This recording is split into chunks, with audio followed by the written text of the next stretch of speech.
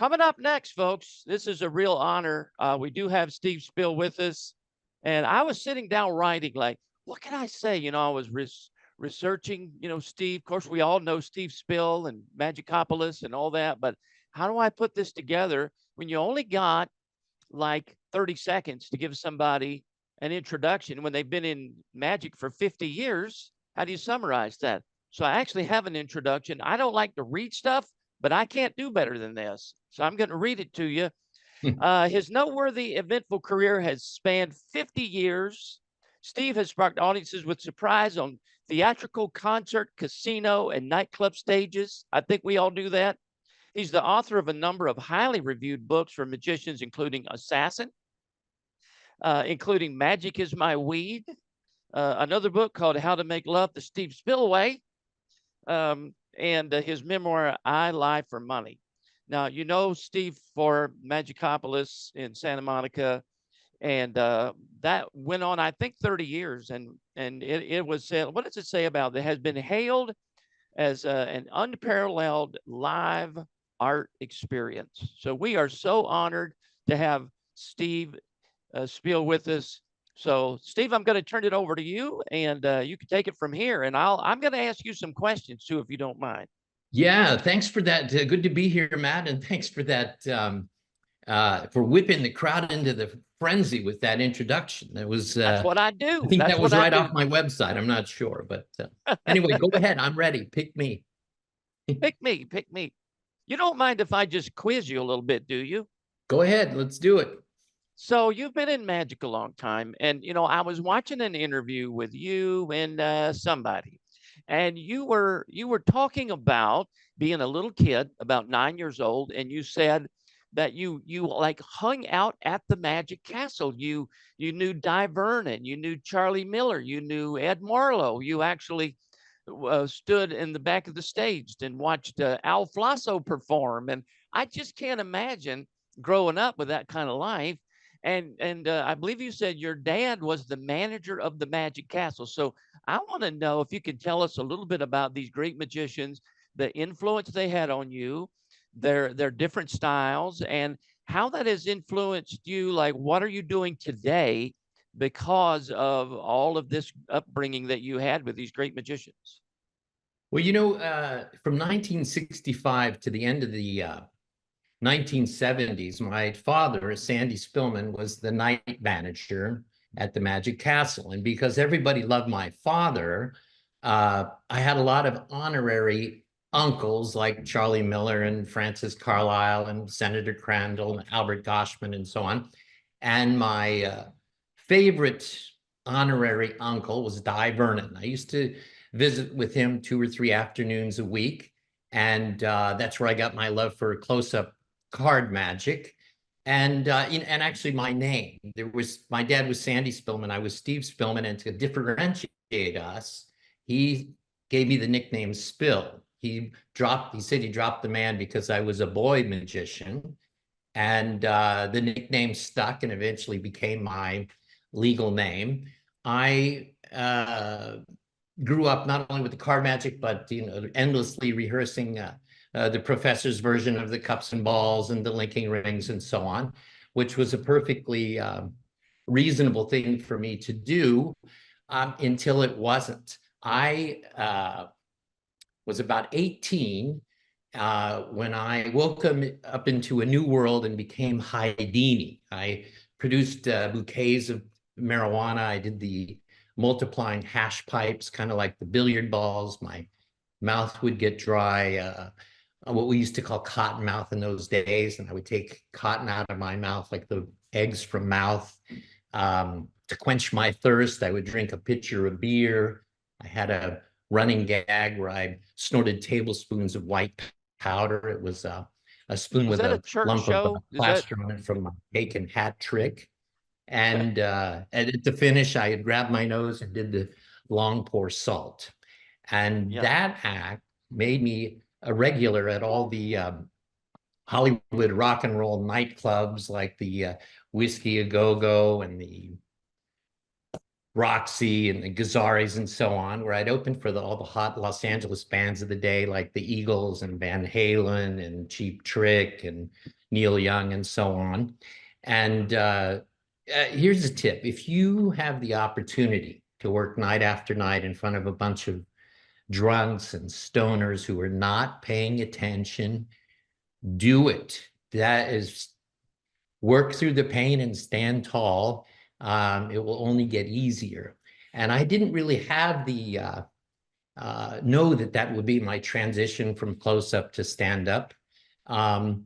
But I grew up in Los Angeles. I'm from San Francisco originally. I was surrounded in those years by the hippie kind of movement, which I saw in movies and music and comedy, but I really didn't see it in magic. And I wasn't trying to make a boost to my career or anything. I was just trying to do something that was reflective of the life that I was living. And I think one of the best things that you can say about any sort of work of art is when it's unique. I mean, why would I want to see a movie or a magic show if there's a million others exactly like it? I think quality is king, but uniqueness is queen. I'm not denying the value of a good trick like Chink-a-Chink or Glorpy or something. I'm saying you need to weave the word I into your mysteries. And I was lucky to sort of learn that from when I was young, just the same way Senator Crandall had this sort of cranky bitter sort of thing, or Francis Carlyle was kind of a Henny Youngman kind of New York sounding guy. And so that's how I kind of got the start of weaving my personality into my magic. Yeah. You know, I watched your videos and it's so amazing to see how you can. And I remember one of them is like you were, I don't know if you were in a nightclub or maybe you were on a cruise ship, but you were surrounded with people. The front row was close. It was real brightly lit in there. And you did the needle, you know, the swallowing the needles and pulling it out. Mhm. Just Yeah. really, really a fan. And the crowd went wild. And it is a great trick, and you did it very, very, very, very well. But you also have a personality to that is unique to you. And the same thing with you call it tattoo? Oh, that's right. Yeah, the book Tattoo. Yeah, test. Yeah. that's once again, that personality is coming out. What is that? And how does a person put their personality into their act? Well, if you think about David Copperfield or Penn and Teller or David Blaine, whichever personality you identify with, there's something unique that makes them themselves, those magicians themselves. And it turns out everyone watching this also has something unique about themselves. And it's your job to ensure that you're not hiding that from the public. I knew Doug Henning before he burst onto the scene. He really was a warm and fuzzy kid filled with wonder. Rich Ciardi genuinely was a macho Latin dude with a passion for evil that could scare a Batman villain.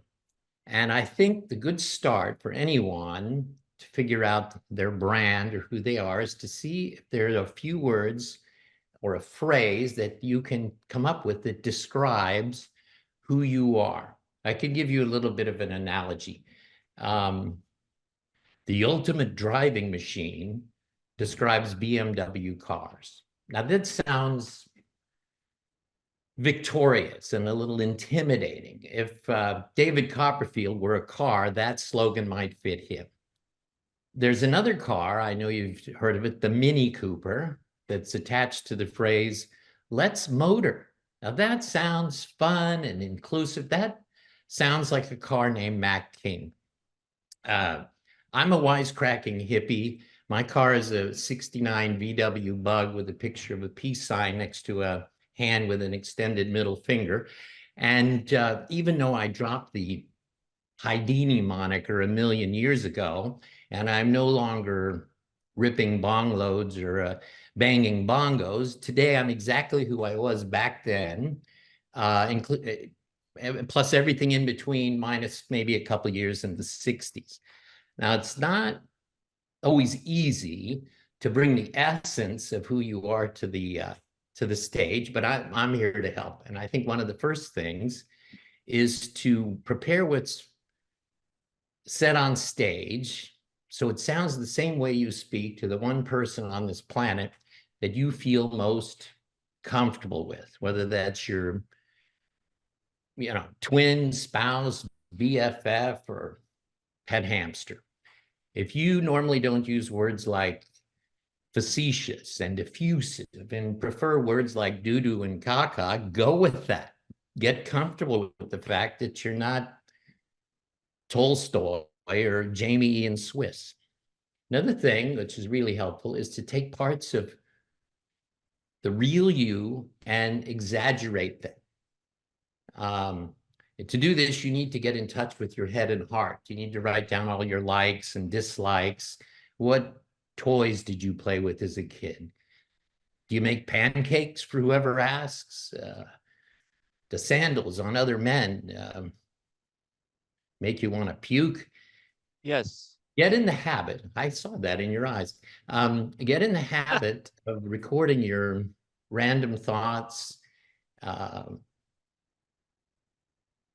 observations, personal anecdotes, and note by note, day by day. These things will help shade your work.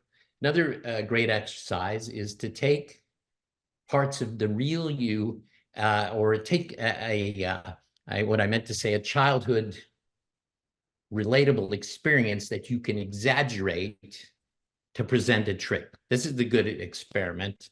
And I had a little example for you today. My favorite time in school wasn't recess or lunch. It was show and tell. We could bring something of our own in to share with the class. And one week I worked harder on a card trick than I worked on my homework. So it's my turn at show and tell. I'm very excited. I'm pumped. I majestically take out my deck of cards. I hand them to a guy named Eddie, and I say, shuffle the deck. I can't really see what he's doing back there, but when I get the cards back from him, they are thoroughly mixed, face up and face down. A mess. My trick is ruined. And Eddie knows it. And he turns to his friends and laughs, and the whole class is buzzing. A couple of the kids are laughing. And I'm standing there just dying, trying not to look at anyone, trying not to look too stupid, That day, I learned you can't really die of embarrassment, but it can definitely feel like it can feel fatal. I was thinking about Eddie this morning, and Matt, I'd like you to play the part of Eddie. If you could please call out the name of any card. Jack of clubs. Okay, watch closely. The cards have straightened themselves out, except for one. I'm not saying it is the Jack of clubs, but if it were, do you think it would be a good trick? I would fall off Thanks, of my Eddie. chair. There That's you go. good. That's Yeah. good. So that's an example of another great experiment is to look in the mirror and ask yourself, I should say more of an exercise than an experiment. Look in the mirror and ask yourself why you got into magic. What, your why changes over time if you stick with it. But, at the start, it might be because you wanted to overcome shyness or you like puzzles or whatever. And as your why adds, it's great to be able to put a personal point of view or a philosophy and connect it to a magic trick. This is how my wife presents the Eugene Burger version of the gypsy thread. I'm lighting the candle now, and I'm going to slice up the thread with the flame. Over the course of one's life, try and get it into the frame here. Over the course of one's life, we're all bound to experience a broken heart, disappointment, sickness, or depression. And finding something funny or entertaining under those painful conditions is good. If you can laugh, even while you feel pain, there's hope.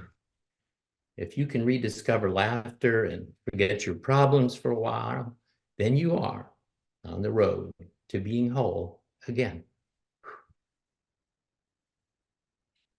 Beautiful, isn't it? Yeah. Yeah. There's, anyway, I think that there are a number of ways, exercises, so on to put your personality into magic. In my How to Make Love the Steve Spillway, there's like 100-page deep dive into a lot of ways to do that, as well as create your own magic. So Yeah. That's really good. That's very, very good. And you develop, of course, your own material. Do you have, because we all have different personalities. We all, we're like, this convention is about all kinds of magic, but the thing we have in common is that we want practical things. So how does a person like develop material for their own, we're talking about personality. How do you develop the material for what you want to do? well, I can give you some shortcuts to that. But for Okay. me, essentially, I record all my observations and random thoughts and personal anecdotes. And if you watch a lot of films and listen to music and read everything, not just magic books, but novels and memoirs and essays and psychology, and read graffiti, read the labels on soup cans, and go to museums and art galleries and concerts and plays and poetry readings, it's hard not to be inspired. I'll give you first a couple of good examples from my notebook type of things like that, and then I will also go into maybe a few techniques that you can use. You mentioned the tattoo test. When I grew up, I loved the idea of a book test, but it just didn't make sense to me that anybody would need a book to just think of any word. I could go to anybody on earth and say, think of a word, they can think of a word.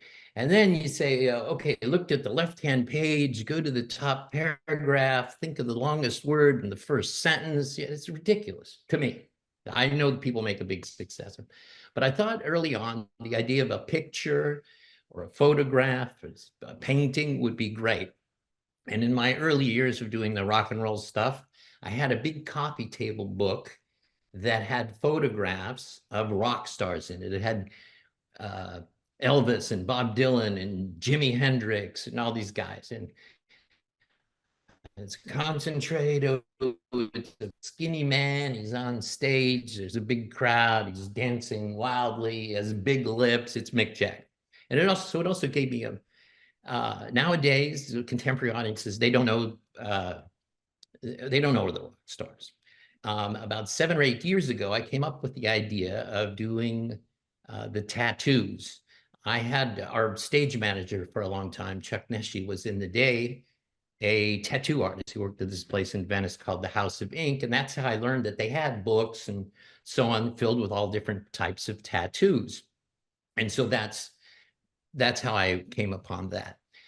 Sometimes you want to riff and work on, say you want to work on a restoration effect. To make it my own, I'm going to make it about, I make a deal with the devil to be successful in magic. And our agreement is written on a cocktail napkin in blood. But suddenly I don't I don't trust the devil anymore. I tear up the agreement, but it keeps restoring itself. So how would you get to some weird thing like that? Say we're talking about restorations. You might start by thinking, what would be some of the most impossible things to destroy and restore? A glass light bulb, a 1,000-piece jigsaw puzzle, maybe a flower. It's one of the most delicate, beautiful things on earth. And from that, it kind of leads you, oh, remember that old game where you try and verify the love of another person? She loves me. She loves me not. She loves me. She loves me not. And it doesn't turn out the way the magician wants. So he restores the flower and keeps doing it until he realizes he just needs to get a flower with an odd number of petals. Another thing another kind of technique that you can use when you're looking for something is the old switcheroo. Say you love the cards across trick, but you already have too many card tricks in your repertoire. What would be a substitute that you could use for the cards across? Maybe thinly sliced salami, postage stamps, leaves, and that can lead you to another thing. One of my best switcheroo things, I have a trick called grab and stab that I saw Maurice Fogel do his Russian roulette routine with 5 rifles. I can't even remember now if there were 4 rifles with a bullet in one and one empty, or in the chamber, or vice versa. But I substituted for hunting knives. And I have one hunting knife, that was fake, that the blade retracted into the handle. And I demonstrated that. Ooh. And I mixed them with 4 real hunting knives that looked identical, and grabbed one and heaved it into my chest, and it stuck. I was impaled. When I pulled out the knife and had a drink, water squirted out of the hole in my chest. I called that one grab and stab.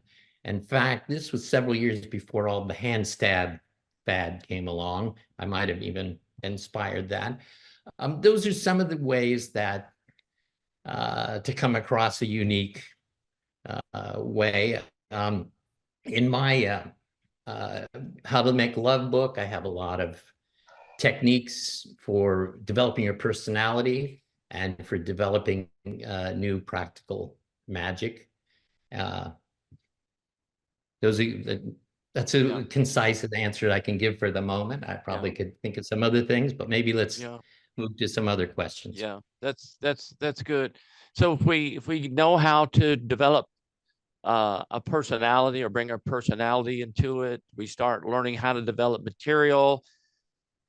Okay, now we got a trick or a few tricks, but how are we going to make a show? That's not a show. So how do we create and organize a full show? I mean, based on your 50 years of doing this professionally, that's a very broad question, but I think the answer would be interesting. You know, the 2 most important elements of your show are the opener and the closer. Okay. When I was coming up, the traditional wisdom was to do a flash or a very quick opening to establish yourself. For many years, my flash opening was the burnt bunny. I came out with a top hat, boom, there was a burst of flames like maybe this tall and this wide. And I pulled out a skeletal, charred black, smoldering bunny. And this established me as a comedy magician. That's one way to open, with a flash sort of opening. Another good way to open is with a 5-minute trick that establishes your personality, that does not require a spectator standing next to you on stage. For many years, maybe 10 or 15 years, my 5-minute opener trick was the mind reading goose. I came out with the goose under my arm, and I put the writing thing in his mouth and did the mind reading goose. And that was a way of establishing my personality and putting across the fact that I'm a magician. Nowadays, I open with a 5-minute monologue with no tricks, and it kind of explains who I am and how I look at magic, and has a little bit of an audience participation bit to it. And so the first 5 minutes, I just do a monologue. Those will give you 3 pretty solid ways that to open a show. Closer is the most important part of the show.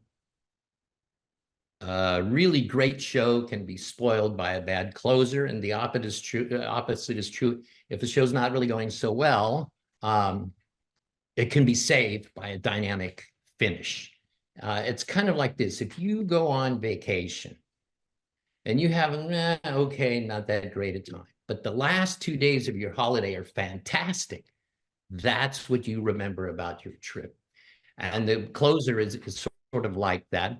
There are 5 or 6 great kind of genres of closers. I'm going to just touch briefly on a few of them. One is kind of the novelty sort of closing. The guy does his magic show, but then the last thing isn't exactly magic. By the way, I should say that, you know, a magic show is a unique beast. It's not like a concert where the singer or the band closes with their biggest hit song. And it's not like a movie or a play that can be broken down into character conflict and resolution. But the good ending for a magic show is kind of like frosting on the cake. It sort of kind of holds it together, but it needs to be sweeter or have more impact than the rest of the show to urge the people to stand up and applaud and so on. And as I started to say, there's a big novelty kind of genre there. The guy does a magic show, but he ends with plate spinning, or he ends with hand shadows, or puppetry.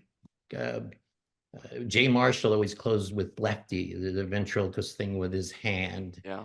Barclay Shaw had a terrific illusion show. He closed with marionettes. Harry Anderson always closed with shipography. A lot of the sideshow things, people close sometimes with the spike up the nose or sword swallowing. Sometimes Penn and Teller closed with fire eating. So the novelty thing, that if you get the right mix, can work really well. Yeah. The poetic closer kind of works well for a closer. Something like what I showed you, my wife's version of the Gypsy Thread, or like Eugene Berger closed with the Gypsy Thread. It's kind of poetic. Norm Nielsen closing with the floating violin, the zombie violin, was very poetic. Probably the best contemporary example I can think of is Peter Samuelson's version of the Snowstorm in China. Pretty much every performer of that trick today owes Peter a debt of gratitude. Mostly they use all of them, his story, but also the tone. When I was growing up, I saw a couple of people do the Snowstorm in China. I didn't even understand the effect. I just thought the guy had bad dandruff. I'll give you 2 other genres just to kind of, because I'm watching the time here where it's eating up quickly. Oh, we're okay. Well, no, I am, but I'm on a time schedule today. But I will say this, 2 of my very favorite types, I'll give you my very favorite. My favorite type of closer is the triumphant sort of closer. This is where the magician seems to overcome some adversity. Very often this is an escape trick, but it doesn't have to be. And my favorite subset of that is sort of the combination of danger and comedy. You mentioned the needle swallowing, and the tape, by the way, on my website that you referred to, that you said was so brightly lit, that was in a comedy club, and it was on a comedy TV show, either Comedy on the Road or Evening at the Improv or something. So that's why it was really brightly lit. But the combination of comedy and danger, I like very much. And the needles has always worked good for me. Don't make me laugh, I'll tack you to the wall. And the needles and the thread have passed to the stomach through the fallopian tube. My Magicopolis closer for 21 years was the Table of Terror. I was chained to a table, and a metal table, and allowed a burning rope to drop 39 sharpened steel spikes on me from 15 feet above. And I also had a lot of comedic stuff in there. One of my favorite lines, an 8-year-old told me it would be much scarier if the spikes were dipped in poison. Bob Sheets and I, for 5 years, had a show in Washington, D.C. Our closer was the sub-trunk, and we got a lot of both comedy and danger out of that, which normally do not fit that trick. I came out dressed as Harry Houdini, and I had the striped bathing suit and everything. And then I introduced Bob as my wife, Bess Houdini. He came out in a woman's 50s bathing suit and complete drag. He had the big eyelashes and long hair and big boobs and everything. One of the scarier moments, he would slam the wood lid down, and my hand would get caught in the lid.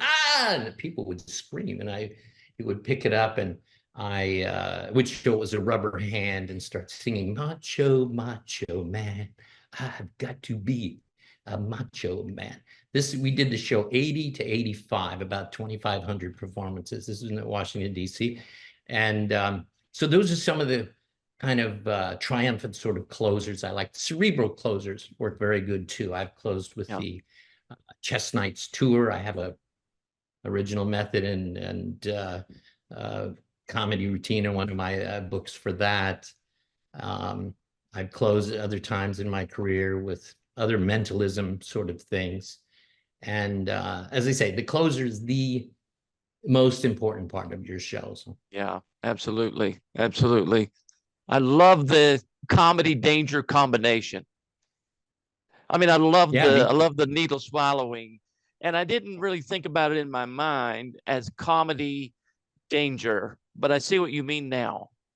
I didn't compute that that's what that was, but I could see how that was working so well that they're scared to death something's going to go wrong, but you've got all these funny lines, and it's just absolutely hysterical. We've got people on the chat here that are just, I didn't see questions, but I did see people just talking about how they love your books. I can't seem to move things around here. Alan, wait a minute, maybe I can. Oh, crud. Now, let's see. Well, it's very flattering. I enjoy sharing my stuff. I'm kind of opinionated, so it isn't for everybody, but I'm sure everybody can find some value in my books. Yeah.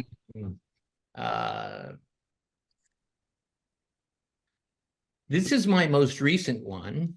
It's called Assassin: How to Create a Killer Show and a Killer Career. And this book has about 100 pages in the TCB, Taking Care of Business section, about how to launch your career and get going from kind of zero. And it has all about how to organize your show, a really deep dive into that. We were talking earlier about